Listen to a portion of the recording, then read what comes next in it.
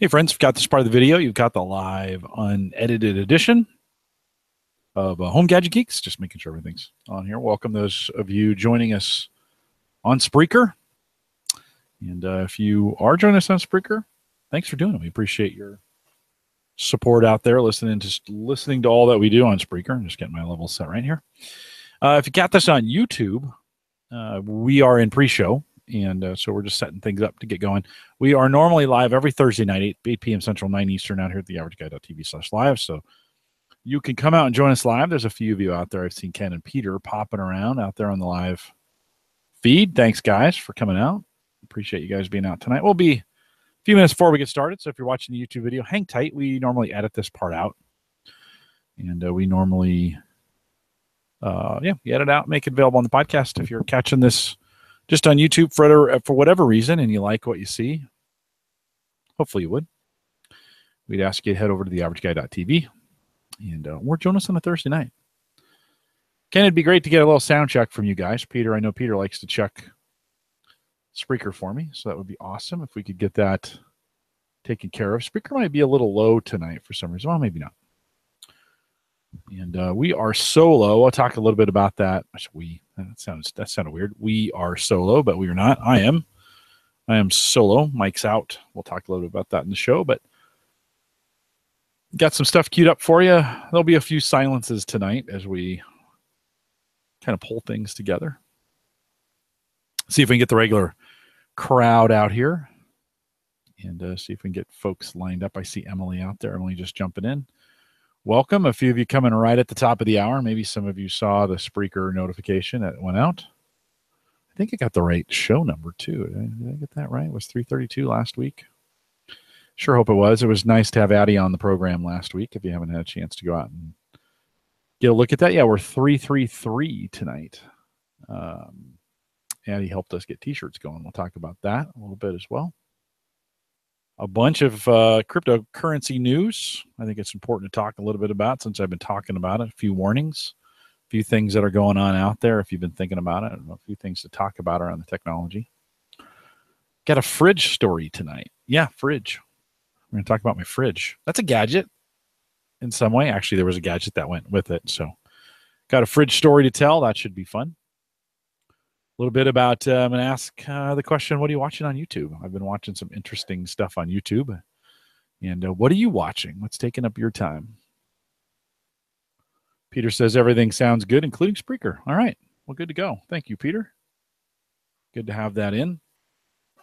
We get Mike Weger back next week. Big show. Dave McCabe, Keith Lunsford, Mike Weger, all drones, whole show dedicated to drones. So if you're thinking about it, if you're thinking about drones, even if you're not, I may even get one of those. I don't know. We'll have to see. Maybe in the spring for the meetup.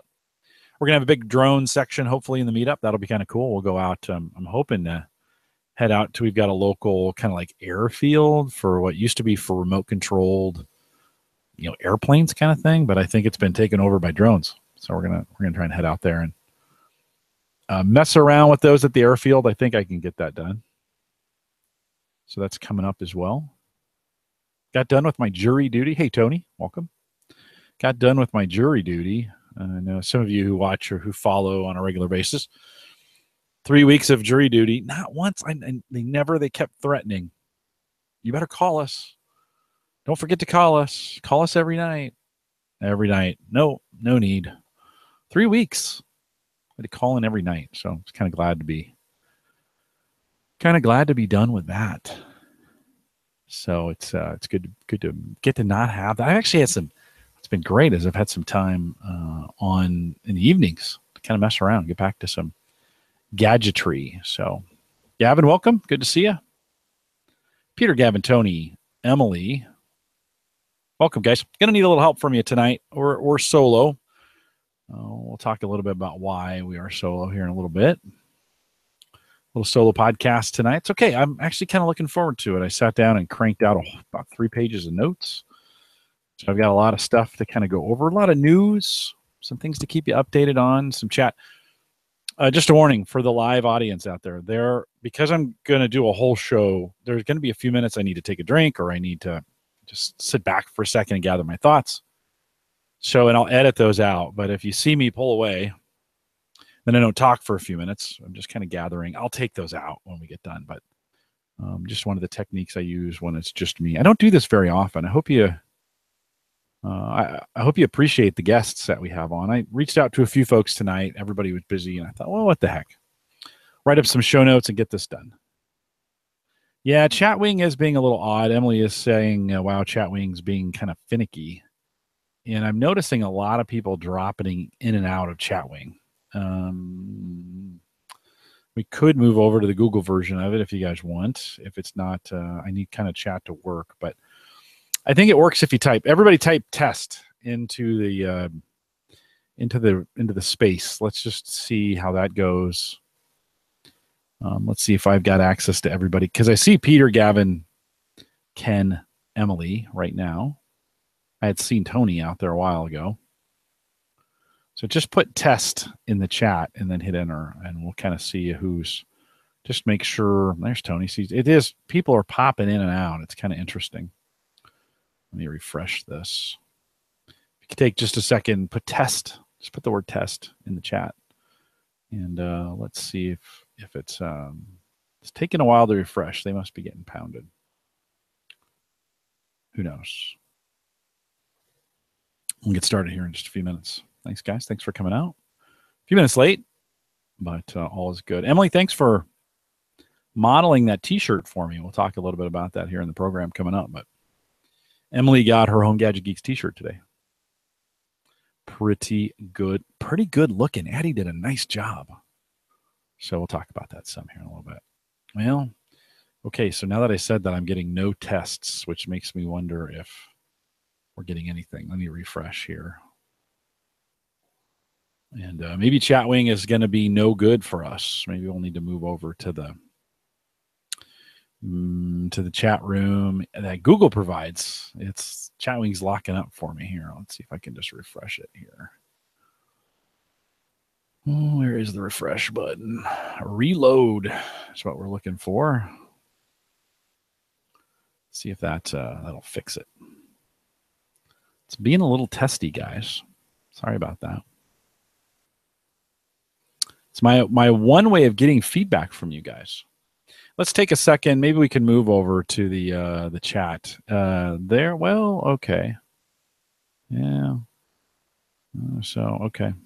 Yeah, not working as great. I wonder if we should move over. Let me find the YouTube link, and maybe we should just move over to the chat on YouTube for us. How does that sound? You just click on the video that you're watching. It should, if you click on if you're watching, then click on the box, the YouTube box, and that should take you to the page where it's at. And then there's a chat room down below there, and you can pop that thing out, pop out chat. Let's see if we can get a few. Let's see if we can get a few of you moving over here. Did you make it? No. See, Peter moved over. Chris is over there. Chris Courtney, Christopher. Let's move you guys over here. I'll drop the link in the to it. Copy. Emily's over there. Good to see you. That's the direct link to the video, and then it'll be down below. And get everybody kind of moved over. Since Chatwing's having trouble, I'll say we have moved the chat. Whoa, it's really being weird.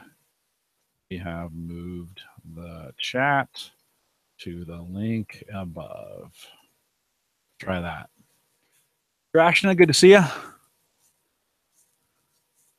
All right, Gavin made his way over. Emily made it over there. Yeah, Chatwing's kind of being difficult tonight. So we'll run over here. Peter, and I saw Peter. Ken, if you want to make your way over. Other Jim, Tony. We're doing the chat. We're going to do the chat room. That's a part of the Google Hangout. So go to the YouTube video. At the bottom of the video, click the YouTube. It says, bottom right-hand corner says YouTube. Boom. And then you can, well, it's just, yeah. Anyways, open the video. You'll see the chat. Three little buttons. Boop, boop, boop. Choose that. It'll say pop out the chat. Then you could put that anything where it is. Emily said they haven't tweeted anything since August. I'm wondering if they're on the way out. I don't know. It's a good question. I hope not. We really rely on Chatwing for a lot of stuff. So this works great. I mean, the live chat for YouTube is just fine. It works great. So in fact, it's probably better. The problem is that the address changes all the time. So it makes it really difficult to post it on the page. Gavin says, so I'm not the only one that judges a company by its Twitter activity. Yeah. All right. Well, I think we're good. I think we pulled most over. I don't see Ken yet. Ken, if you're out there, just drop me a note in the live chat so I know you've made it. A little shorter show maybe tonight, so we got just a few minutes. Sorry to delay. Well, guys, what do you think? What do you think? We'll talk about that. I've never done this before, by the way. Never. Okay, let me let's see. Let me kick this thing off. If you're just joining us for the first time, we normally cut all this out of the recorded version, but we're just recording live.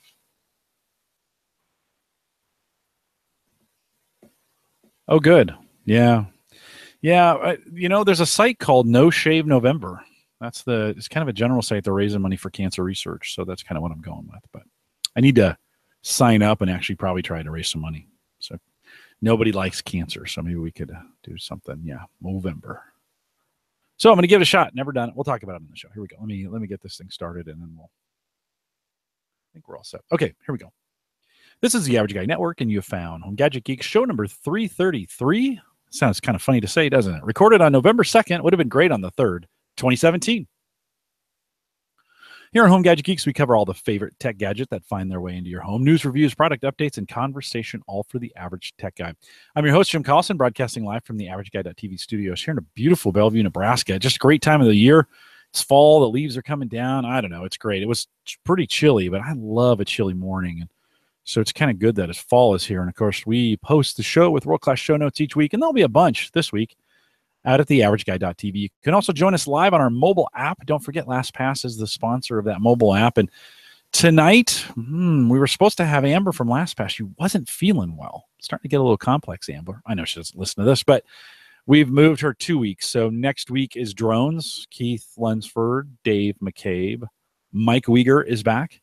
And it's all drones next week. And then the week after that, we'll have Amber. Today, I've got some stuff lined up for you. So hang tight. We got some news. We got some Bitcoin news. We've got some fridge news. I'm going to talk about my fridge. We're going to talk about my beard. It's kind of weird. I know. I get it. But there's a reason we're doing that. And, of course, we thank LastPass for their sponsorship. They'll be back here in a couple weeks. You can get to our mobile app pretty easy.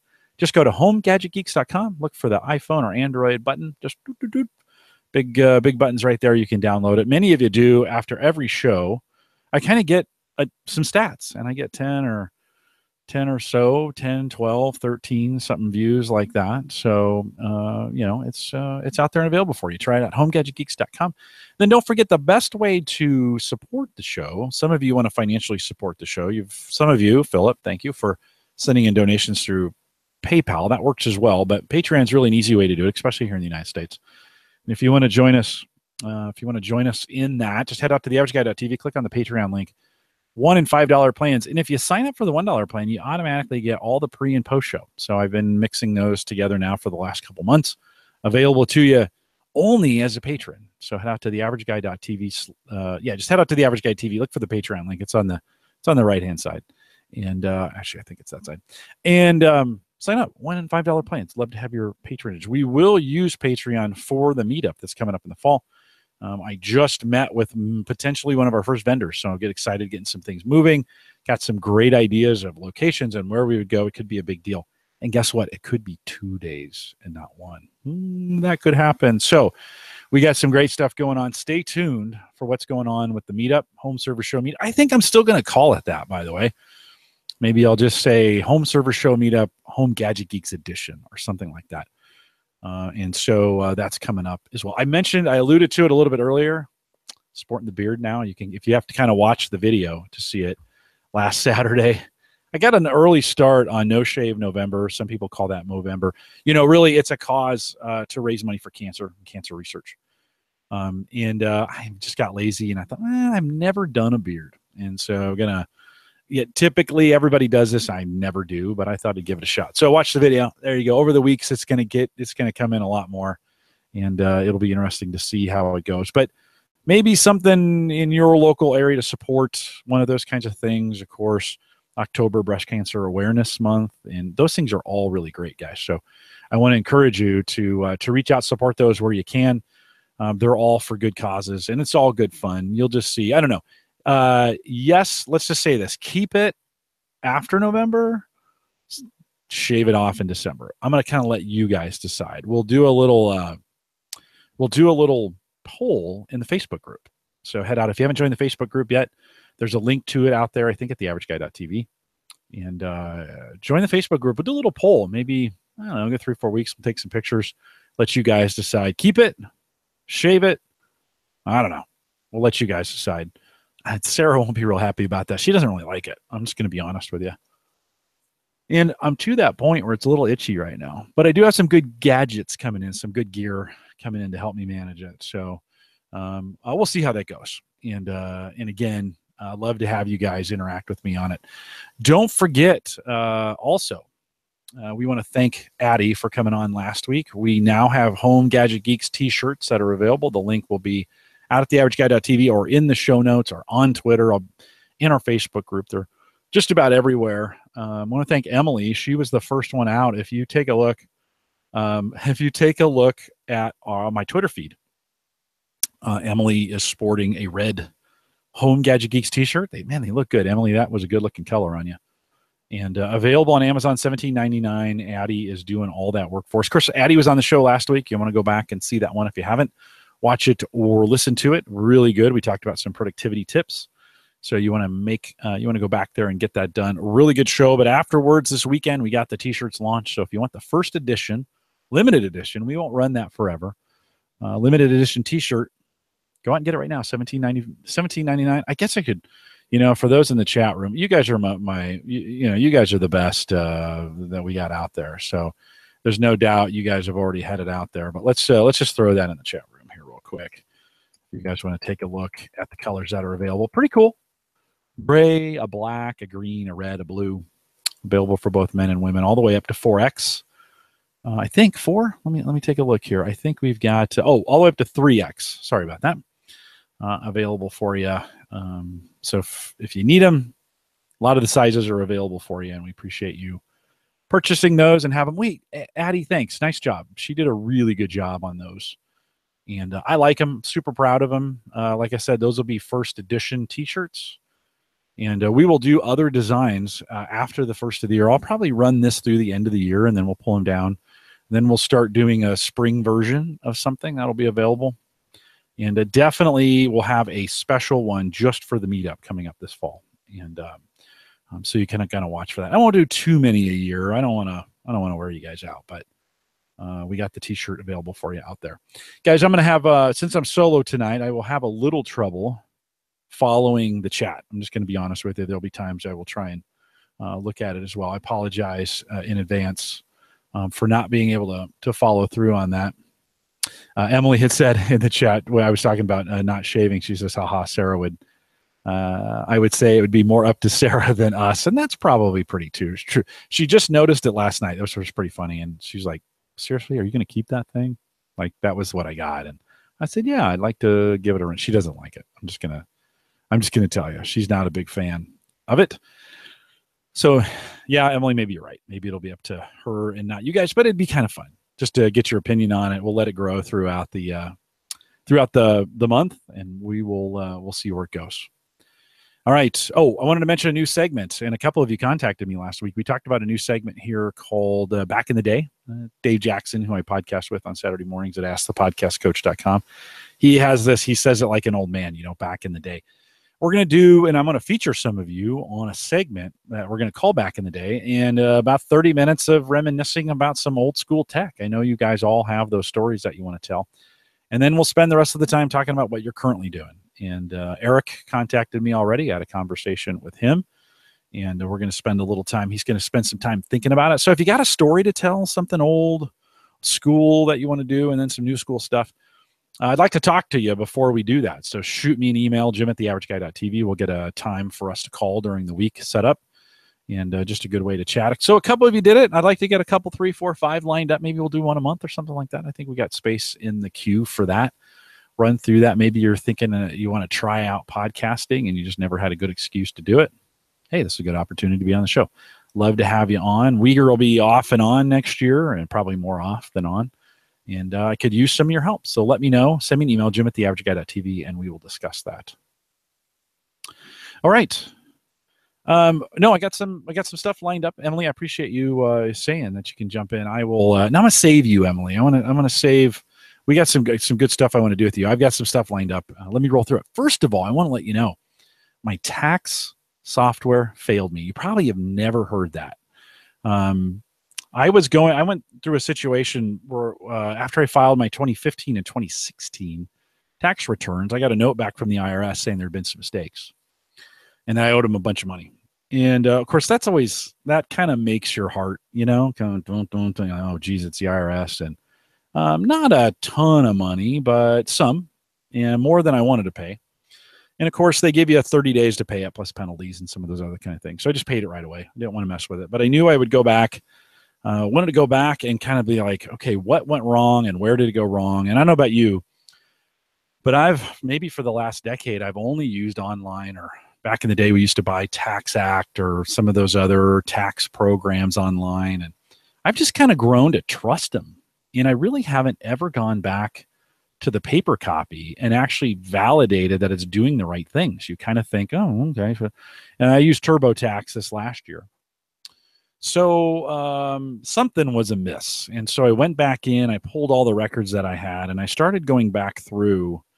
And if you're familiar with taxes, you never need to amend them. You fill out a 1040X. That's the form that you pull together to start doing that. And so I went old school. I went out to the website. By the way, the IRS has a pretty good forms website if you need to go out there and get tax forms. I don't wish this upon anybody. But I went out there, really good site. You can find things pretty easily, download and print the forms. It was great. And I went old school.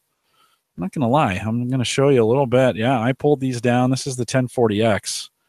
And there's pages worth, 2015, 2016, 2:30 in the morning last night, up working on these to get them kind of done. What I found is TurboTax, who I'd been using before, had incorrectly calculated my standard deduction, and was not giving me, when I compared it to the tax tables online, was not giving me the full tax deduction I was supposed to be getting. And not only did it in 2016, but I went back to 2015 and it did as well. I'm hesitant to go back to 2014, but let's let sleeping dogs lie, right? It's just one of those things you really want to kind of wake up the IRS. I don't know. I did. It was a significant amount of money that I paid him for 2015, and I knew it was wrong, and I wanted to get that back. So I went through 2015. But so how is this Home Gadget Geeks? Like, we all use tax software, right? And I'm kind of thinking now that I'm gonna double check the paper form. They allow you to print those off. Some of us just save a file and put it away, and it's good to go. I'm going to actually go back through. Now, if you're self-employed at all in any reason, right? I work for Gallup. I get a W-2. Sarah works for a physical therapy company here, and she gets a W-2. But when at LastPass, when they do their sponsorship, that comes in a 1099. The work that I do, the podcast consulting that I do, 1099.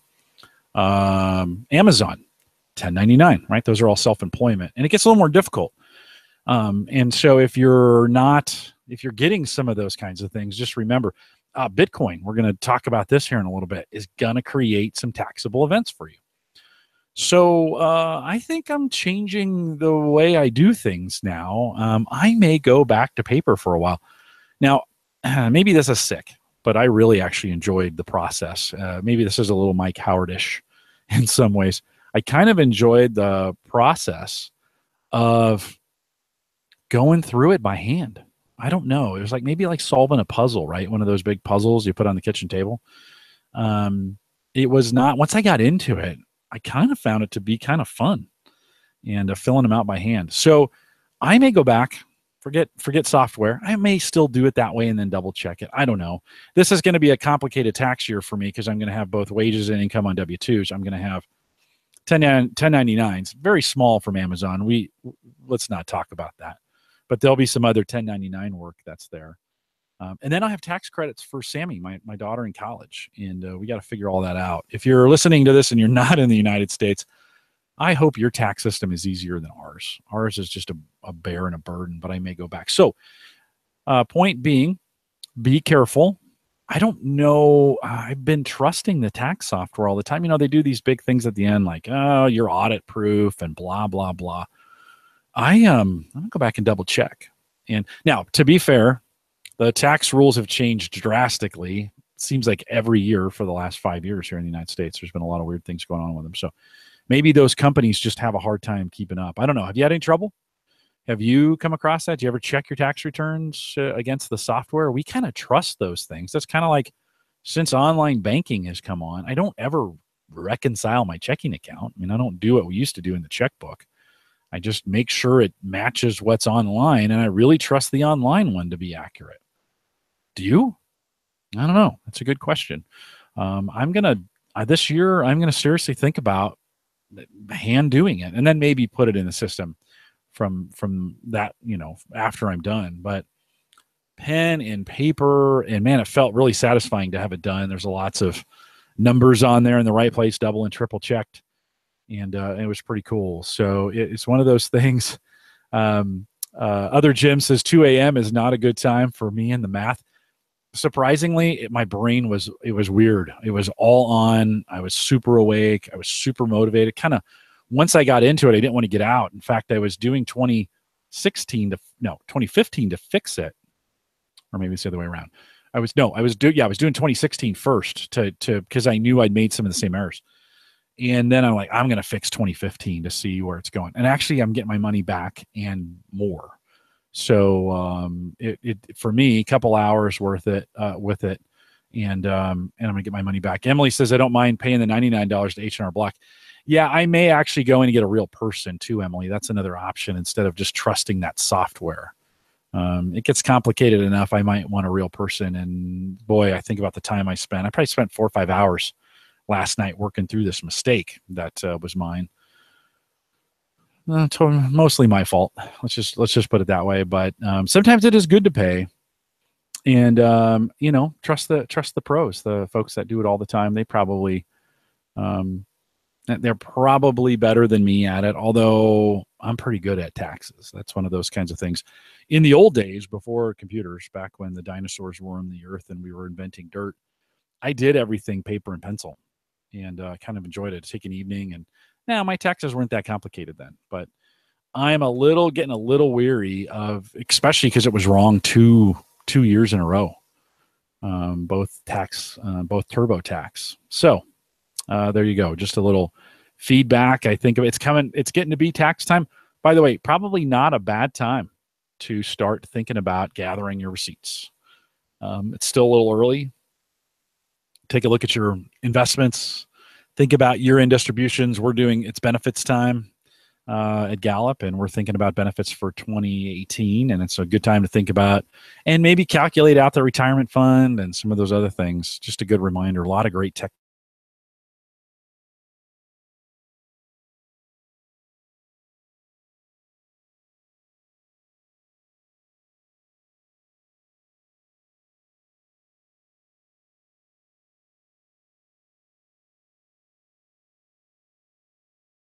For this thing to come back.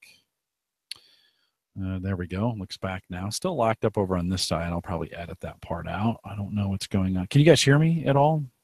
There we go. Maybe it didn't lock up at all. Maybe it was just the video. So I do not know what happened there. I'll edit that part out. Or maybe I won't. Maybe I'll just leave it in and run with it. Let me just make sure this is suspended so that we don't get that again. Okay. A couple updates on mining. I've been talking about it a lot. I've been spending a lot of time with John Biggs online too, talking about it. Good. Yeah, it does look like I disappeared. So now I'm back. Good. Well, if you're listening to the recorded version, you never knew because I probably cut that part out. been spending a lot of time with John Biggs and kind of thinking through. So we've been talking about some of this mining stuff. Just to give you an update, I have two NVIDIA Asus GTX 1060s. We think that's kind of the sweet spot. Sitting in my Core i7 box. They're not even connected to monitors. They're just running kind of in the box. Been using NiceHash, which if you're not familiar with NiceHash, it's not really mining software, so to speak. I'm not necessarily mining directly for the value, but people are buying contracts to have things mined, and then they use NiceHash and people like me to get that stuff mined, and then those people get some of it, and NiceHash gets a cut, and we get a cut. It's been actually pretty lucrative right now. If you haven't noticed, Bitcoin is, well, it's $7,000 today a Bitcoin, which I still think is ridiculous, guys. I think we're on a bubble for sure. There's a fork coming up. We'll talk about that here in just a few minutes. But running NiceHash full speed, which means I have both cards at 100% overclocked as hard as I can get them going. I'm also running the CPU. NiceHash has the ability to do CPU mining. There are some blockchains that will allow CPU mining. It's not terribly effective, but it does work. It'll add a few cents in there. $2 to $3 a day with those two cards, $65 or $75 a month. Not too bad. About $20 in power. That's kind of the update on where we're at a month into it. We're in a month into this experiment. I know some who bought cards. We've been talking a lot about overclocking. If you want to talk more about it, there is a group that we started at the Home Server Show forum. So if you go to homeservershow.com, click on the forums tab, go all the way to the bottom. There is a cryptocurrency group. We've been talking about this. If you want to join in the conversation, really a great way to do it. And I don't know, there's a handful of us that are talking about it, and a good way to join in over there. So if you want to join us, you can do that. Again, homeservershow.com. Look for the forums, then go down for the cryptocurrency section.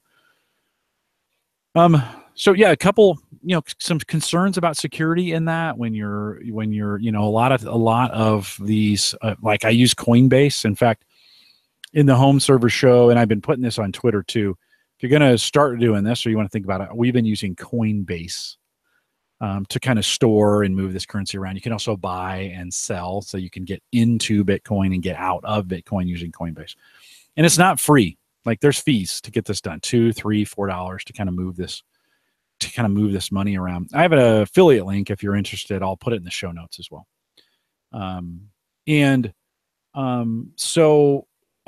There's been some concern about the security of those. They're getting hacked pretty hard. There's a lot of money right now, especially with Bitcoin hitting the $7,000. And John, so John's been sending me some links, and it's very, very valid. And offline wallets are possible where you can move those off the web and onto your computer. You better make sure that you have those backed up. Once you move a Bitcoin address, if you lose it, it's gone. There's no way to get it back. That value is just poof. It is just gone. And so you want to make sure you've got your backups covered. You're safe with that. Those kinds of things. I guess I've learned if you're going to get into this Bitcoin, it is kind of fun, but there's some things to remember too. That want to be careful about security. And then, as I was just talking about taxes, you can see my tax forms back here too. As I was just talking about taxes, mining does create taxable events, and the government is the United States government. I don't know what it's like where you are, but the United States government is going to begin to make some rules on it, and they have a few. They're treating it like investment income and not like currency. I think that needs to change, by the way, but Bitcoin's not helping because of its value keep going up and up and up. But so it's going to create some taxable events. So if you're going to join in on this, you might want to think about just keeping track of a few things. And they're going to be treating them more like investments. They are like cash. Just be warned. You want to keep track of purchases and when you sell, and if you are selling anything that you made, like an investment, it's going to be treated that way. So just be careful on your taxes and make sure you're recording that when you have to. Many of you don't have to worry about it yet, but if you start getting into it, you probably should. One of the things I've been doing, which is kind of interesting, is I have been using Boink. We've been talking about that. Boink had the ability, SETI at home and protein folding. And one of the really interesting ones I've gotten into, Uyghur turned me on to this, is the World Community Grid. So if you go to worldcommunitygrid.org, that's their website. Started an effort to create the world's largest computing grid to tackle scientific research projects to benefit humanity. That's what it says right off Wikipedia. Launched back in November 16th of 2004. So not new, been around a while, but can be mined on Windows, Linux, Mac, and Android operating systems. So if you want to participate in this, the good news about this is that it uses that CPU time that you're not using. Now, it's not free. I always says it says using idle time of computers around the world. Well, the computer's idle until you start processing this. You pay for that energy. So it's not like it's wasted stuff that wasn't going to be used anyway. So it does take a little bit of energy to get it done. But projects like the human genome, HIV, muscular dystrophy, there we go, cancer, influenza, Ebola, all of those have been clean energy. All of those are projects that get computed and that can be computed in this world community grid, and actually can be done with CPU power. You don't even have to have very powerful GPUs to make this work. Currently, the combined total of all the runtime of everything, 1.4 million years. IBM's kind of behind it. They got a bunch of partners in it. I've been using that world community grid to run, and there's some instructions. I'll try and leave those in there. There's instructions on how to turn your BOINC processing into what's called GRC coin. We've talked about this a little bit before. And you don't make a lot, but it's kind of interesting. It's a little bit of motivation. And so we've been doing a lot of, I've been doing a lot of that where I make, about 10 coins a week, 10 GRC coins. They're worth 3 cents each. So, but that's 30 whole cents, right? So let's not retire just yet, right? Just to kind of give you some clue on that. But it goes for a good cause. Then I've been converting those GRC coin. Now, Saya, we've talked about this before as well. Saya coin is that storage offering that's come out. If you go to their website is saya.tech, you can check that out. So what Saya is doing is they're tying distributed storage to the blockchain, which is kind of cool. And so I can be a host and I can host your data, and it's encrypted with the blockchain, so I can't see any of it. You pay for it through the blockchain. Today, you would pay 35 cents a terabyte. That's what it would break down to with Saya coin. And so that's pretty cheap, Now it's distributed. There's some guarantees and there's some collateral associated with it. In other words, when I put storage on the network, when I offer storage, I also have to offer coin in collateral. Then people promise Saya coins as a payment. And as long as I'm there when they come to get their data and I've had some kind of a guaranteed uptime, they can pull their data off. They pay me and I get my collateral back. Well, nobody's going to get rich, but I think the concept, especially as we think about home storage, is pretty cool. And so I've been messing around with that. I have about 85 gig now stored. I had a bunch. I moved servers. I took it. It was on my N40L, and I moved it over to the. I got a little Dell micro box, one of those little boxes about that big. And I messed it up in the move. Boy, I did that with Crash Plan too. I'm not very good at migrations. Let's just say it. And so I had to start over. So 85 gig now. Uyghur's about a 500. And he won't have payments. I think he scheduled his 26 weeks. You can set the contract amounts anywhere from 13 weeks to a year. And I think he set some of his at 26. He won't see a payout for a while. Mine will start paying in January 1st. So those very early 13-week contracts will start paying. Now, again, it's not any money, to be honest. 35 cents a terabyte, something like that. I think it's even cheaper than that. Nothing to write home about, but it's interesting. It is very, very interesting. There's, of course, some security concerns about that and what's being stored there and how's it being stored. I've been following the Saya guys on Facebook, and they have an interesting story. And so I'm going to kind of stick with it. And if you want to join me, if you have some questions on that, love to, love to help you out with it. And we can converse over Facebook or talk through the chat or go to that group on Home Server Show. Lots of interesting things going on around that. I mentioned John had been asked me this question about taxes, so we want to spend a little time talking about that. I don't think that that's a small issue, especially if you make a bunch of money. You can be making today. I mean, there are people who have made some serious bank on this, and so you got to be thinking about your taxes. Right now, just over 7,000. 7,002.10 is what it's trading at right now, which is just nuts. think Uyghur got in just under 2,000. So and seven and no, not quite three times. Well, you could have retired on some of that, but of course that would have been a huge taxable event on the backside when you did it, and it could have gotten a little ugly. But some things to remember going into that. I've had a lot of fun doing it. And I don't know. I've put some in, and I'm thinking. I keep thinking maybe I'll get a third card, maybe a fourth. Put that in the other box. I've got 2 in one, maybe 2 in the other, and then just kind of leave it at that. We'll have to keep track of things as we go. So if you get bit by the bug, which is very, very possible, join me on it. Love to just kind of mess around. It's a lot more fun than it is work. It does create some heat. Down here in the basement, things are nice and toasty. It is the warmest room in the house right now, which is pretty cool. I'm kind of hoping that'll pay off from less furnace, stuff that needs to run. I don't know. We'll see.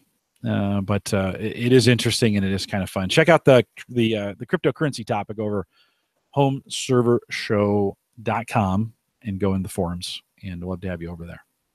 I mentioned a little bit earlier that I, when I migrated the Saya box, because I was running kind of all of we've talked about this crash plan kind of fiasco, right? They changed their plans. I moved on to Pro. Pro would not work with the Drobo, so I had to move all my storage over to a HP microserver N40L, create shared drives, install the software. It's a Windows 10 box, install software.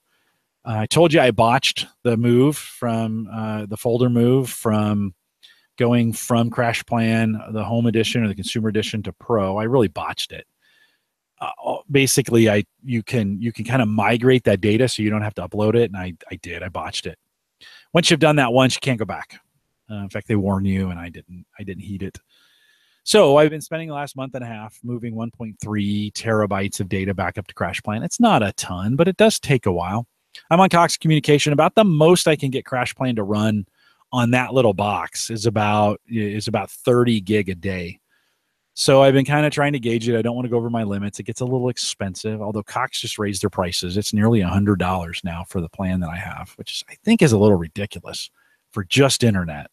I don't know. Maybe I should go with somebody different.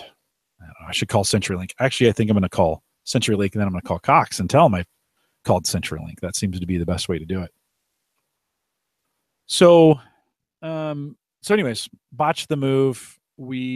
I'm a day away. I'm actually 5 hours away from having that completely done. 1.3 back up again. We're kind of back to normal. Wasn't too bad. The process wasn't too bad. If you've been listening to Reset, Dave McCabe's podcast, you know that StableBit has been sponsoring some sections on there. And I actually bought another copy of StableBit Drive Pool, and put it on that box. I've got it on my Plex box right now. It's kind of managing all the recorded and storage drives on there. I think I've got 5 or 6 drives in there. It's also working now on this HP microserver, and I got 3 drives in there, all striped with it's not the right terminology, but all using Drive Pool for redundancy. So if one of them goes, they're backed up. 3 1 terabyte drives. I've run out of space there, so I'm gonna have to. I've been waiting for the backups to complete. And Tony Rayner says Drive Pool is awesome. It is really awesome. It's a pretty cool little application. I've had a few problems with the getting the client to connect sometimes, but that's not always software's fault. I've been having to do some wonky things, and usually a little quick reinstall and it gets it fixed. Delete some files and then reinstall, and it just works great. So I'm gonna have to, once I've been waiting for it to back up, then I'm going to take one of those drives offline, swap it out with a bigger drive out of the Drobo, put those drives. I'm not using as much storage in the Drobo, so I kind of swap those out, get some bigger drives in there. So I should be good for a while. So good weekend project. One of the things I've been thinking about, and I put this on my Christmas list, is a labeler. Because what I don't have, you look in this box, right? There's 4 drives that go across here. With the exception of the OS drive, I don't know what the other drives are. I really don't. I mean, I kind of got to pull them and kind of guess what's what, especially as I'm swapping them out, because I want to remove one out of the pool, then I want to shut it down, I want to pull it out of the box, I want to put a new one in, I want to format it, and then I want to add that to the pool and let it sync, and then just repeat it. That's what I want to do. I haven't done a very good job of labeling those drives, and I don't know. You guys got some tips for me on that? I was going to get one of those little labelers and use some numbers and just kind of this is drive, because you're going to assign drive letters to them. This is E, this is F, this is G. Sometimes then I put the pools down the end of the alphabet. X, Y, and Z are usually my pools. So it's one of those things that I got a little work to do. So maybe this weekend, start swapping some drives around. And now that it's backed up, I really didn't want to do it until I got kind of everything backed up. But what would you do? What would you label it with?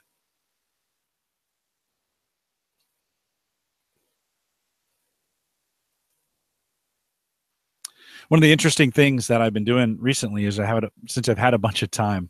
That's not really true, but I've had some time. I've been watching maybe more than I should YouTube, and I found myself gravitating towards these videos that have kind of this. It's people doing crazy things like mowing their lawn. I don't know. Have you seen any of those videos out there on YouTube, or milling wood? Incredibly satisfying videos that you would think, really, but there's something satisfying about someone going to a yard where it's just a mess. It's overgrown. It's, the sidewalks haven't been edged in years, and to watch a guy go in there, cut it down, get it all even again, and then edge it and have it look nice. Something really satisfying about that. And so I've been watching I've been watching a lot of YouTube of those kinds of things, and I find it terribly relaxing. I don't know. I've been watching this couple, and they're in Idaho, somewhere in Idaho. I don't even know where. And they're building a house, a timber frame house. And so that each day they were posting a video. They haven't in a while, and I'm going through a little bit withdrawals, but I've been watching their vlog as they just put this house together. Now I kind of have to go over to YouTube or to Facebook and kind of watch it. But it's been pretty cool to kind of see them use kind of some really cool technology to get this house put together. They're setting the timber frames now as we speak, but it's been crazy and very, very satisfying to watch those videos. What are you watching on YouTube? It's interesting. Maybe I don't want to know, to be honest with you. But it has been one of those things that it's been just super interesting. By the way, YouTube's been recently a great place to get this cryptocurrency news and information. Lots of great information about what's going on out there. And, I mentioned that Bitcoin's going to fork. It's going to fork somewhere around November 16th. They don't know because it's tied to a block in the chain. And when that block is executed, they will pull things down. It's going to fork off. Some other stuff's going to go on. But potential, if you have Bitcoin, if you're holding Bitcoin at the time of the fork, again, November 16th, 2017. If you're holding both, chances are both will have value at that point. You'll get 2 for 1. There's some debate on how that's going to happen and some of those other things, but it is to get that news and information. YouTube's been terribly helpful for that. I've been kind of keeping up with that as well. And so what are you watching on YouTube? What kind of things are keeping you busy? Other Jim said in the chat room, we're back to the drive labeling, or put the date you installed the drive on the label. We're talking about labeling. I'd actually like the drive letter that it's installed in StableBit, so I can just go back and turn that drive off. And I love that somewhere on there, put the date you installed it. That's a great idea. Kind of good to know when you're looking at those drives, where they are and how long they've been in there. All right, so what are you watching on YouTube? Here's another question for you. Are you covering your webcam? Lately, I've been noticing a lot of folks taping that thing up, right? I actually went as far, it's going to be really stupid. This is a little a Menards receipt that I found on my desk. And I've just been setting it up like this on my webcam. And I wasn't that paranoid about it, but lately, I don't know. Are you covering your webcam? They make covers. You can go out there on Amazon, and actually for the C920, there's a couple different covers that you can use. You can put on there. I've seen stickers you can put on your laptop, where they got a little plastic slider on there. That's pretty cool, where you can cover your camera. Are you covering your camera? That's kind of the question. Emily in the chat room says she uses a Post-it note. Emily, do you find, I guess that Post-it note wouldn't leave any residue on the glass, would it? For the camera? I always be afraid. I use my camera a lot. And I would be afraid of Post-it. On the C920s, they have a really nice flat top on them. And you can just take a Post-it note, fold it, and then put it right on top of the C920s. I've gone as far as pulling a lot of webcams down we're not using, and I use Bitdefender, and the most current versions of Bitdefender actually have a webcam blocker built into them that you can turn on. In other words, if a application tries to access the webcam and you haven't given permission, it will not allow that webcam to turn on.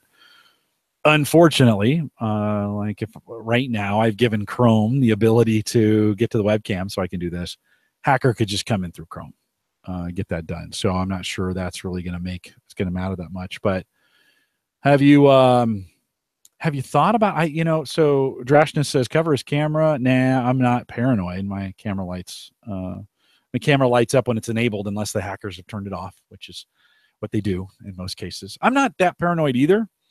But I have just noticed a lot more people covering their cameras, and it's one of those. And Emily has said, yeah, the Post-it note's bent, so the glue is on the top side. Yeah, perfect. I've noticed a lot more people are doing that, and a lot of average guys that I'm seeing and gals I'm seeing doing that. It's interesting. You just don't know, so it's if somebody had access to that camera, they're certainly not going to turn the blue light on. I've got a blue light on here. I think that can easily be turned off.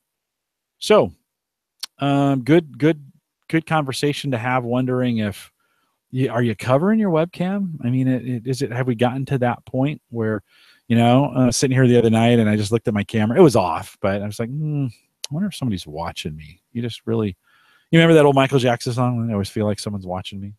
You ever feel like that? I hit Gavin in the chat room says been on conference calls where people didn't know it was on. Yeah, I just did one of those last night. Actually, was dialing in Chicago, and they had the conference call open, and I just joined, and there were people in the room, and they did not know that I had joined, and it was obvious from their conversation. And so very quickly I said, hello, hey, I'm here.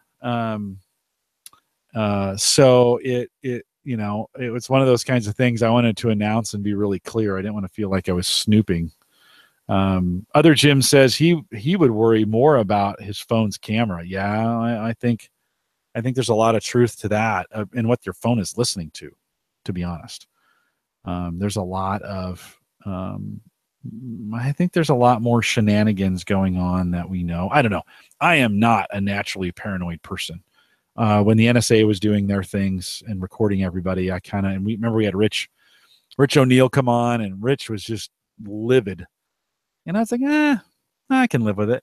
And I guess I can, but it's just got me thinking, it's kind of one of those things, doesn't hurt to cover it.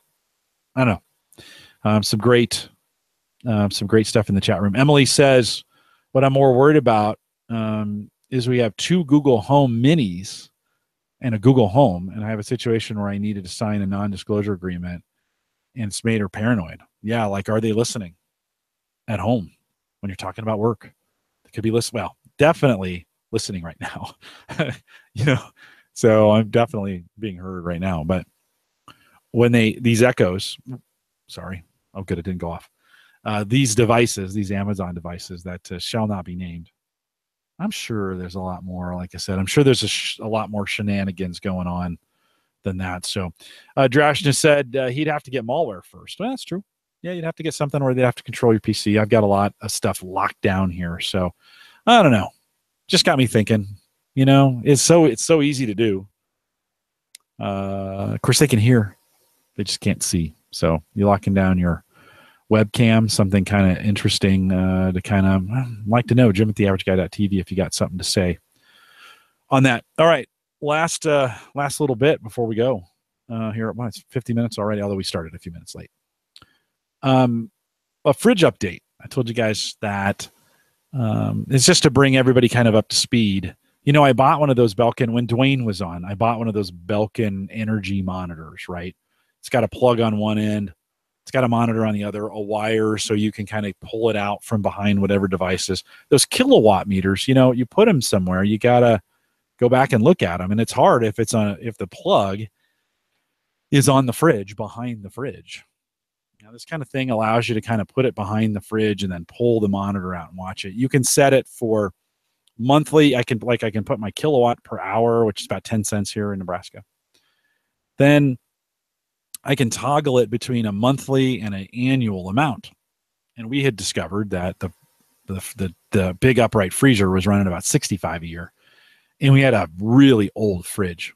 I was running about 200, 205, something like that, 210. Yeah. If you haven't monitored a appliance in a while and it's running $200 a year, it's not very efficient. It was killing me. Actually, I was having trouble sleeping at night. Because it was just like, holy cow, that thing is burning. It's just burning money. Now, $200, not a year. It's not the end of the world, but we could do better. So we went out to the mart, Nebraska Furniture Mart here. Sarah and I bought a fridge. That was kind of a whole fiasco all in itself. Their chat was great, but their service was terrible. It took them 3 weeks to get it out here. And I wasn't real happy with them on that, but that's a whole nother story. Fridge got here on Sunday. And I paid to have them take the old fridge away, $15. It was super convenient. It was a nasty fridge. I'm glad we got rid of it. We used it for about 15 or 20 years with the kids. We had 2 fridges and we had all this food because I have 5 kids. And it was great while it lasted, but its day was done. So they pulled it out, put the new fridge in. I put the new Belkin monitor on it. I was like, now in the box, it was advertised. And I swear to God, this will be the only time this will ever happen to me. But out of the box, it was advertised about $52 a year on average. That's what they gave me. It's been running since Sunday. We got the monitor on it, $27. Yeah, $27. I thought, holy cow, that thing's efficient. Now, when we first fired it up, it was super expensive because it's got to run that compressor to get the temperature down. And so it was running pretty high. And then as it's run over the week, it's just kept dropping and dropping and dropping. And so so for just fridge to fridge change, $170 difference in an annual. Well, that can make up a lot on that fridge.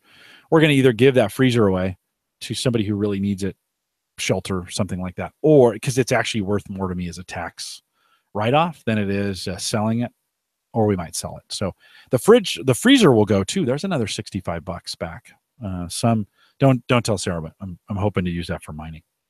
So, but use that energy that I was using before that was not being productive. Now, super productive. So that Belkin energy, I forget what it's called. I think I put a link in the show notes with Dwayne. Sold out for a while. It's not available. I had to buy it from Belkin, and then Belkin sold out. But man, that thing is great on making decisions on does it stay or does it go. And if you've got some old equipment and you kind of want to know, like, I wonder what this is really costing me. Spending $200 a year on a fridge, not a great idea. And so it was helped me make a really good decision, and it helped us save some money. So pretty cool. Tony says in the chat room he's renovating the kids' bathroom, so he's watching a home repair tutor on YouTube. Yeah, great videos for DIY person. Wow. You can learn to fix anything. That's pretty cool. I've had some trouble with some very specific equipment and have Googled it and ended up on YouTube, and pretty cool to be able to, kind of help me fix anything. So fridge is gone. New fridge is there. It's kind of cool to have that, taken care of. And I've been trying to kind of limit although not really, because I'm running these miners. I was going to say, I've been trying to limit my energy footprint, but these miners are not the best efficient things. They are actually, these 1060s are pretty efficient, but I'm making that choice. So helpful to have one of those Belkin Conserve. There's other ways you can do it. There's little plug-in devices that you can do it with your phone. D-Link makes some of those. TP-Link makes some of those. There's a variety of them if you want to do it that way. You don't even have to have that big long cord. You can just do it. I like it because it's simple and it sits out and I don't have to look at it on my phone. So it was worth the $30. Some people question, like, so you're spending $30 to save money? Yeah, kind of helpful. That's kind of helped me speed up that process to get rid of that fridge. We actually had that thought a couple of years ago. I just didn't act upon it, and kind of glad that I did. So $27 down, $200 down to 27. Pretty freaking sweet. Well, thanks for coming out tonight. We'll make this. I was going to say make it a short show. It'll be an hour by the time I get done with things by the time I do all the reminders. Thanks for you guys in the chat room for jumping out there tonight and getting me some good stuff to watch. It really is different to kind of do this on your own and kind of watch it this way. But I appreciate you guys out there, and appreciate the comments that you make. Tony just said the guy who started Belkin was a loner, nerd guy who got his gadgets, who got into gadgets, and now's a wealthy guy. Yeah, well, maybe that wealthy guy's you. Who knows? Good stuff. Hopefully, you're having a great week. Just a reminder, the T-shirts are available if you want to get them. We'll have the link in the show notes for those, are somewhere. I think I'll have it on the site somewhere if you want to pick up a Home Gadget Geeks T-shirt. Don't forget, we'll probably have a different version available for the meetup coming up here in September. And I think it's going to be September. We're still kind of working on that date. We got a little ways to go, but I'm starting to think about it already. So get your T-shirt. It'll be limited edition in some way. We'll eventually pull that down. Addie's done a great job of making sure that's taken care of. And Addie, thanks for your work getting those T-shirts done. Emily, thanks for being the first model to get those things out and on Twitter. Appreciate it. Don't forget, we have a Patreon link available too if you don't want to buy a T-shirt, but maybe just $1 a month will get you in, and we appreciate you supporting us in that way. Super us supporting me in that way. By the way, Patreon, another taxable event. I get a $10.99 from Patreon every year. And most of that, to be honest, sometimes I wonder why I do this, because it gets taxed and I end up paying half of it back. And I guess half is better than none. But, you do all these things and then the government takes half of it. I don't know. I got to find better ways to get better write-offs. But if you want to support the show, head over to Patreon. We appreciate it. It's a great way to do it. And it is helpful when you support us there on Patreon. But don't forget, $1 gets you access to the pre and post show, which today wasn't great, but sometimes it really is. So get out there and get subscribed.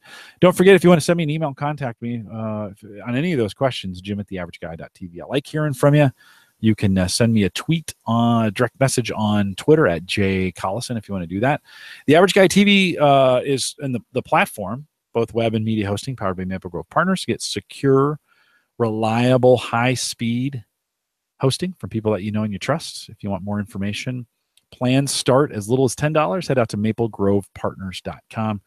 Christian would appreciate, he loves hosting and serving for the community, and so if you want to do that, head out there, and Christian will help you get migrated if you need to get that done. Don't forget, you can also listen to Home Gadget Geeks both on our Android and iPhone app. It's available, and new versions of them are available as well. If you want to head out there, homegadgetgeeks.com, and re-download those. If you've downloaded them already, you might want to check for an update. We thank LastPass for their sponsorship for the year of that mobile app, and it's always nice. By the way, $10.99 event. I'm all of a sudden processing my entire life through, is it taxable or is it not taxable? I spent so much time last night. Work again. Yeah, look at this. There's one, and there's two. Here's all my forms over here. You can't see it if you're on the video or if you're watching on audio only, but lots of work went on last night. But I appreciate LastPass for their sponsorship. It helps pay the bills and get things done. And so LastPass will be on here in a couple weeks. LastPass.com. Give it. They got some plans. I think $24 now a year to get their premium.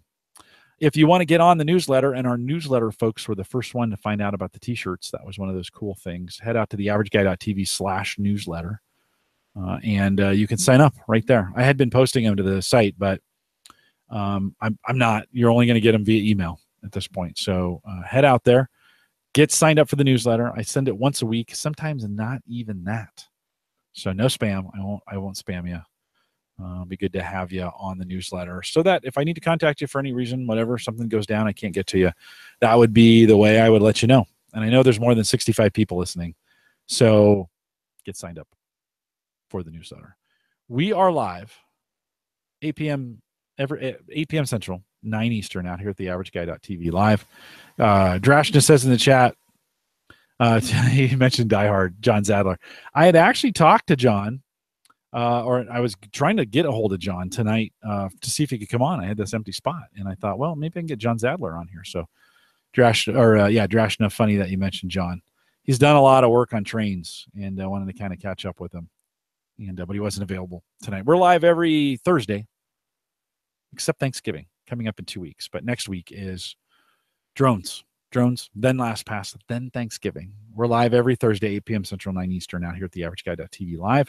I hope you have a good week. I hope to hear from you. If you want to get on that back in the day show, love to hear from you. Send me a note. I need you to have something to talk about, so you have to have a back in the day story.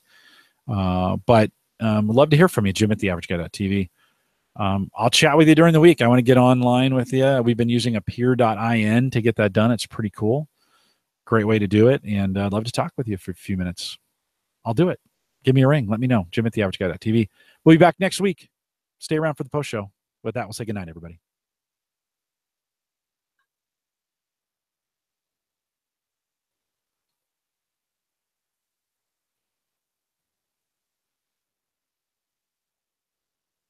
All right, friends. Thanks for hanging out with me tonight. Good to have you guys out there. It's just like a warm, helpful feeling to have you guys in the chat room on a regular basis. Ken says Chatwing is back. Ken, did you ever make it over to the... We've been in the Facebook, or we've been in the YouTube chat room. There's been a little YouTube chat room going on. I don't know if you made it over here. Other Jim, Drashna, good to see you over there. Tony, thanks for coming out. Any questions for me, guys? I don't have much for a post show because that's usually where post show banter goes on. Emily, you still have your shirt on? What kind of question is that? That seems pretty creepy, doesn't it? You know what I mean? She had taken a picture earlier with the Home Gadget Geeks shirt on. Wonder if it was just for the picture. It's just getting creepier all the time. I'm going to stop.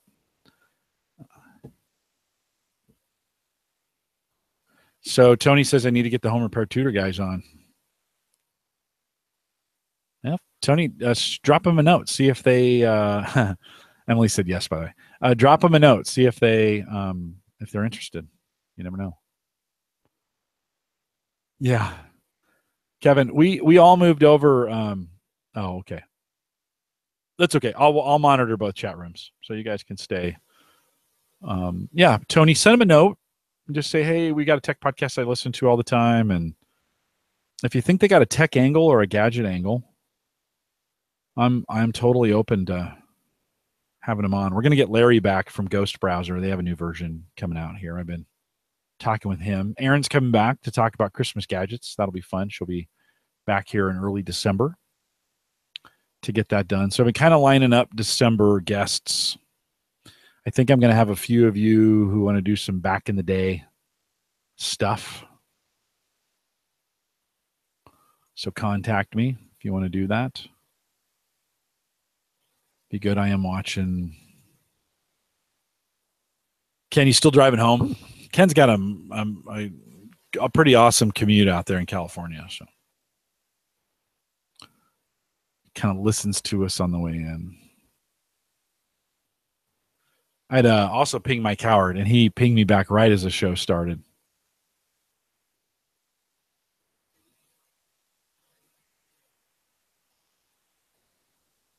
Oh, yeah. The Emily had just shared. So in the podcasters group, it sounds like Steve Stewart was talking about the 1099. Yeah, some confusion around that. I didn't, with the 1099, you got to pay both. You have to do it if you're paying somebody to do something as well as if you are doing the work. And a lot of times that just becomes a cash deal for a lot of people. But that is a taxable event. You got to take them very, very seriously. Emily asks, whatever happened to the radio station you used to broadcast to out in Grafton, West Virginia? John Biggs has been out there a couple times. He actually was going to stop by. It's not really a station. It's a low power station. I think the guy runs it out of his house. So it's not like WKRP, right, where there's people and DJs and people go to work there and there's sales guys. That's not. It was one guy. It was Roger. It was one guy at WLMN Radio, Grafton, West Virginia. And I think they shut it down because I don't know. If I had a co-host here, I'd go out to WLMN. You guys can check it out. I don't think that was Uyghur's connection. And I think he might be. But low power FM has become pretty popular. Alex Exum over at the Spreaker Live Show, he runs a low power FM station down in Long Beach.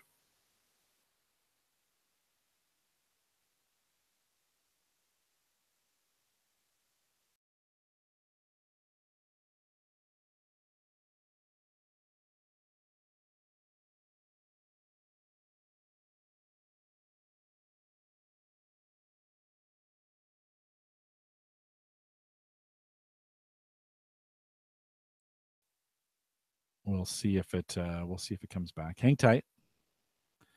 It must be this PC because I'm locked up on this PC. It'll come back here for a second. I thought I'd get everything shut off. I really need to reboot. There we go. We're back on this side. I really need to reboot. Am I still live? Yeah, it still looks like it. Something's getting hung up on this thing. Let me make sure I got that shut off. Oh, well, there we go. That might have helped. How's the audio quality or the audio and video quality been? Has it been okay? Or has it been lacking?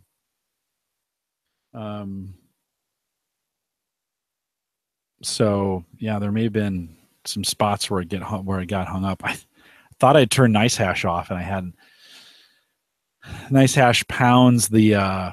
That's one of those misses. You always forget. Like, oh, I should be turning this off, and I forgot to. Yikes! It was pretty noisy too. It'll actually start cooling off down here. I can't believe I did that. I must have been pretty amped up about podcasting not to turn those things off.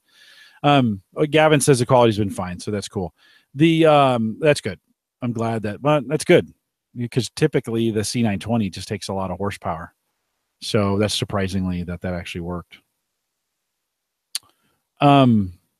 Emily, I am not back this weekend. This is my last for Dave. So on Saturday morning, this is my last Saturday with the Get Hip program at Gallup for a while. So Dave's on his own this Saturday, and then I'm back. I'm back with him the week after. Other Jim asks, when was the last time the Yeti behind you was used? 4 years ago, maybe 3-4 years ago. Just not a great mic for me. It's just really, really sensitive. Took it on the road a couple times and used it, but it's just a big bullet. So it has been one of those. I don't know. It looks great. There's a Channel 9. There's a Channel 9 little sponge thing right there underneath it from the Microsoft campus. But yeah, I probably should have sold it to some unknowing podcaster. I probably still could. Yeah, so maybe it'll be 2 weeks then if Dave's going to be at the DC Podfest, or maybe I'll run it. I don't know. I'll have to talk to him about it. Yeah, Emily, on this 1099 deal, I don't know if it'll be much of a help, but I do know. Man, I worked through some tax documents. It's complicated. Holy cow, it's complicated. I just kept getting momentum last night, and first it was midnight. I'm like, oh, I need to get in bed. Then it was 1, and then it was 1:30, and then it was 2, and I was like, oh, I just got to get this done. I kept finding mistakes I had made. I go back and double check the math, and I'm like, oh, okay, 3 different forms, trying to bring things in from it, and reading documents just to make sure I was getting things right. So it gets kind of complicated. When you got all that stuff going on. It was not great. Although I'll admit it was kind of fun. Emily, have Mark send me an email about the back in the day. We'll get him signed up. He's been on before, so he's a shoe-in for sure. Get Mark on there. And he can use your equipment. So that's the good part. Love to have him on. Yeah. Drashton says 1099 is annoying. Yeah, it is. It is a lot. You gotta what you get paid all of a sudden takes on a completely different perspective because you now have to pay everything yourself. So I would never want to be a 1099 employee. Oh, Mark's dad. Okay. Oh, I gotcha. I quickly read that tweet. So, yeah. Well, have him. I want to connect with him. So have him send me an email so we can get connected. Ken asks if Cyber Frontiers is still alive. As long as Christians is alive, Cyber Frontiers is. Christians had a big release at Amazon, or at Amazon. That's consuming 15, 16 hours of his day. He's gotten himself into a lot there. So he just hasn't been available. We'll get him back. We'll get him back at some point. That's a good question, though. John was asking about him the other day, too. Hey, we're going to see Christian ever again? I was like, I don't know. I hope so. I thought when he got to Amazon, we were going to get on a regular 2-week schedule. And it looked good for a while. I think we did maybe one. And then I went out and saw him, and they were pushing him pretty hard in his work. And let me be clear, he's pushing himself pretty hard. So Christian's that kind of guy. He doesn't. Does not slack. So he was pushing himself to get it done. So yeah, Ken, I hope to bring Cyber Frontiers back here, maybe after Christmas.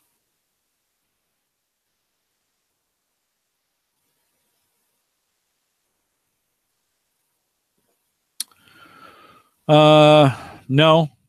What do you mean by the LastPass thing, Emily? I don't know what you mean. About why they keep canceling on me? That one? No, I think that's innocent.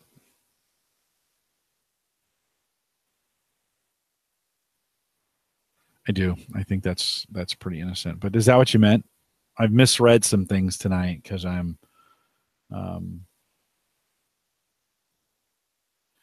John Biggs just sent me a note. Oh yeah, the canceling thing. No, it's a good conspiracy though.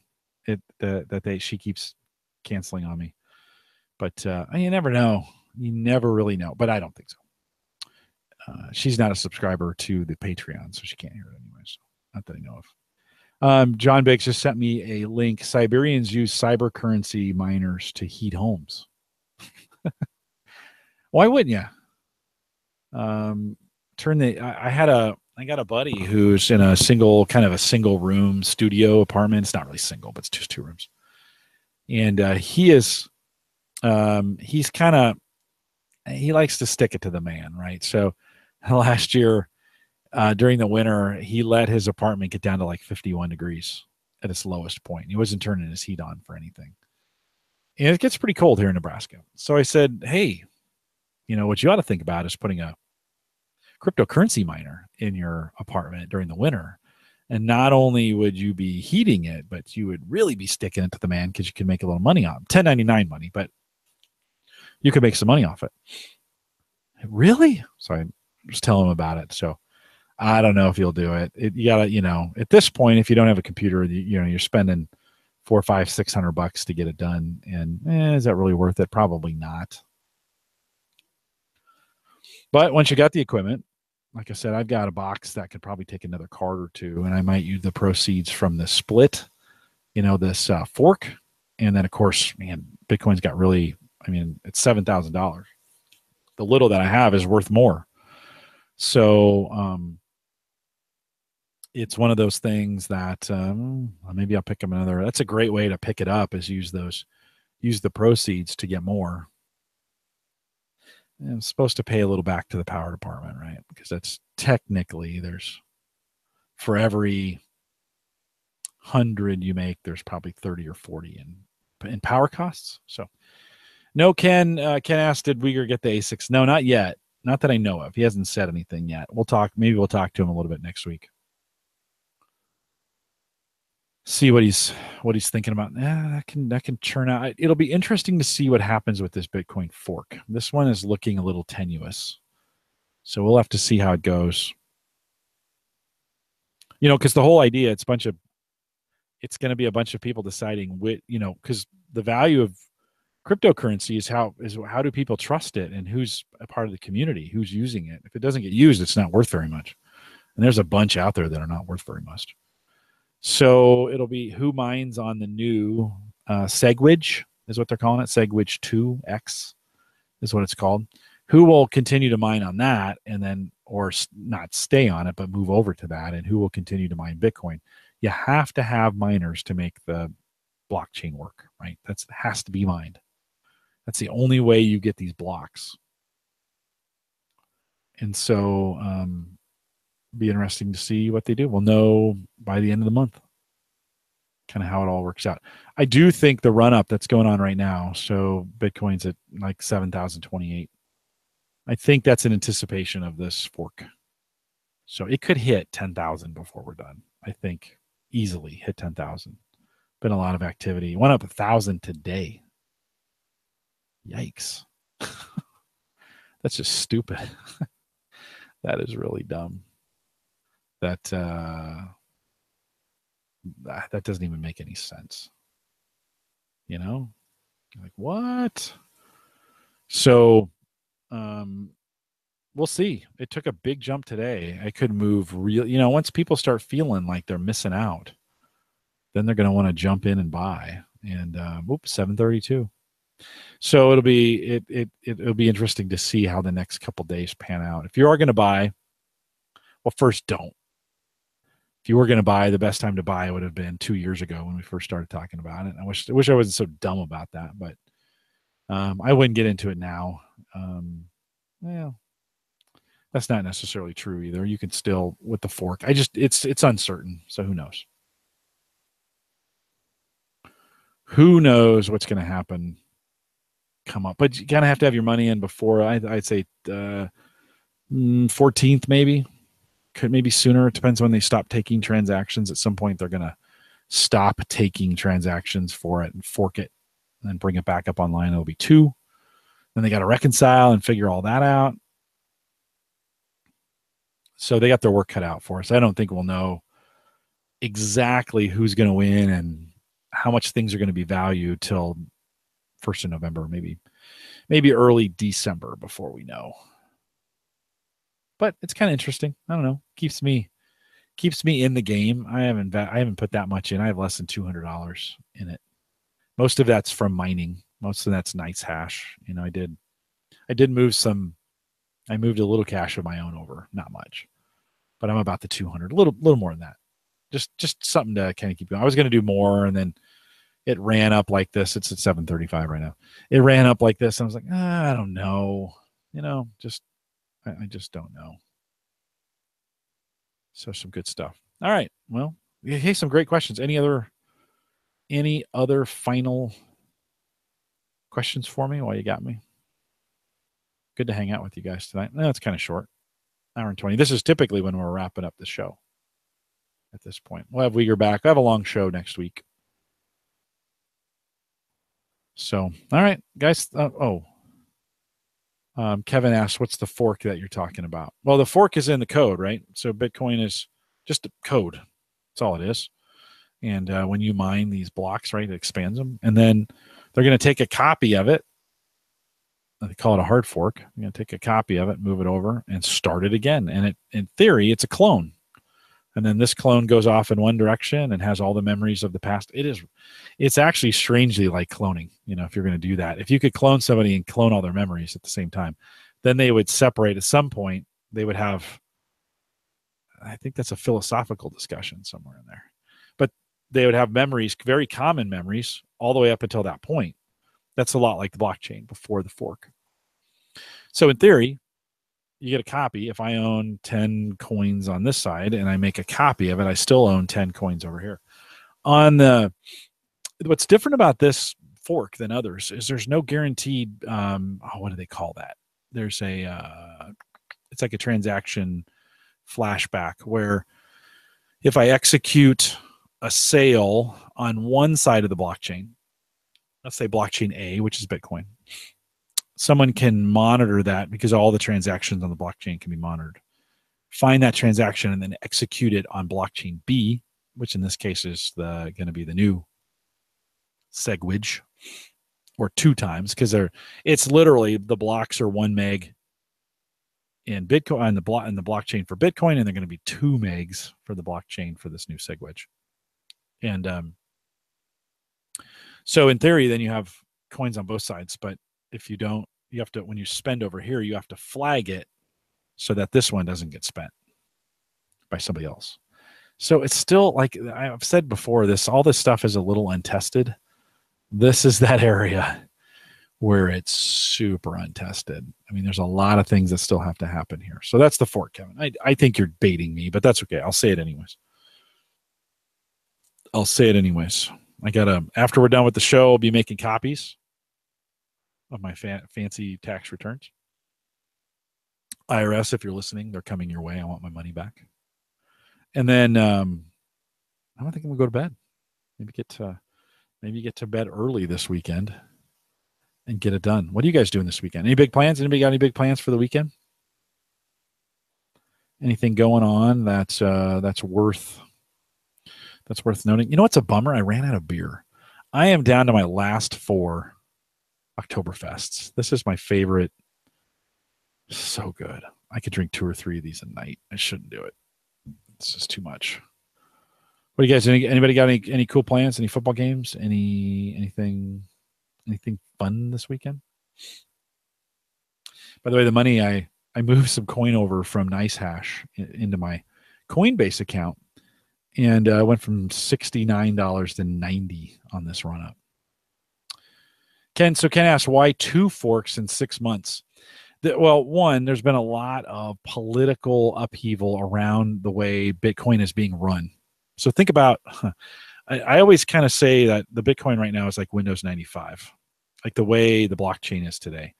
It's cool and it's flashy. I mean, there was a lot of hopes and dreams for Windows 95 back in its day, but it's just not ready for prime time. And Windows 95 wasn't either. And so there's been a lot of discussions like this SegWit is expanding the blocks. Here's the deal, right? Too, with Bitcoin, transactions are super slow. It's not meant to be a financial system that replaces high transaction volumes. It was kind of meant to be a storage, a place to store value, right? To move value between countries, those kinds of things. Much slower in the transaction speed. Well, there's some disagreement about that concept. And when they increase the block size, it means more transactions, it can handle things faster. The blockchain is just a piece of software. That's all it is. It's there's no more magic than that. So when they fork it, they're actually upgrading the software. But imagine upgrading software that already has value built into it that people own, right? It gets a little complicated. So that's why these forks. Recently, because of the run-up on Bitcoin, there's been a lot more contention because all of a sudden it's worth more. And actually, some of these people who are in it are worth now billions. Or let's just say millions. It's probably better. It could be billions. And so there's a lot of opinions about the way these things should be run. And so there's been these forks, and they all kind of happened at the same time. They've been talking about them for a while, but they all kind of came together. And actually, Ken, it's 3 forks. So there was Bitcoin Cash, Bitcoin Gold, which didn't go very well, by the way. And there's this new SegWit. So boom, all in the last 6 months. Boom, boom, boom. If you're a player in it and you've been in it, you could, like Uyghur. I mean, Uygur's made a ton off this. He's done all the right. He took all the right risks, and did it. He did it right. Emily says she's going out to DC. No, I guess I could have pulled off a DC trip with Gallup. Boy, if I would have thought better about that. Darn it. Could I have done that? No, I got to get hit this weekend, so I probably couldn't have. Oh, that's next weekend. Yeah, I totally could have. Oh, maybe I still can. Okay, something to think about. Other Jim, am I going to watch Meb run his last New York Marathon? Maybe. Meb's a great guy. It was fun. Not fun. It was interesting. What was it? Was it New York last year? Or was it the Olympics when he slipped? He was coming in, he was finishing, and he slipped, and then he played it off really cool and started doing push-ups like that's what he meant to do. Meb's a pretty funny guy. Good runner. He's had some great success. I wish he would have had more running for America. So Tony says he's stopping by IKEA on the way back from staying in the caboose.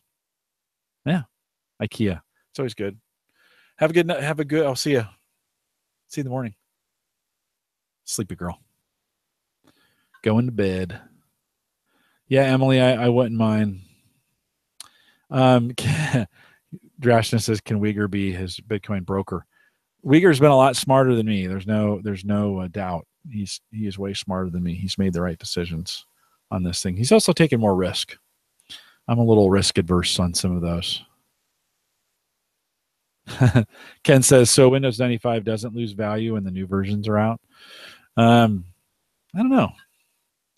It's a good. I don't know if the analogy holds up at that point, but this is always the worry, right? When they do these forks, is communities of people, or it's going to divide communities of people, and there will be enough synergy in the community to keep up the value of the coin, right?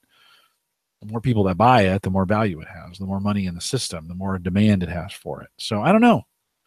There's a lot of conjecture. I don't think Bitcoin's going to lose on this one. It's got too much.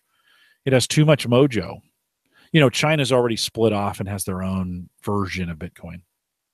It actually has 8 meg blocks. So they're not, they made it illegal. They made Bitcoin illegal in China, which left Russia, the United States, basically to mine it. And I just think it's got it just has name recognition. It's like Kleenex. Yeah, there are people, Drashna says there's people still using Windows XP. That is true.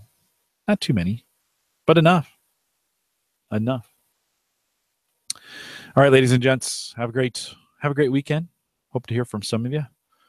And we'll be back next week with the drones. Have a good night, guys.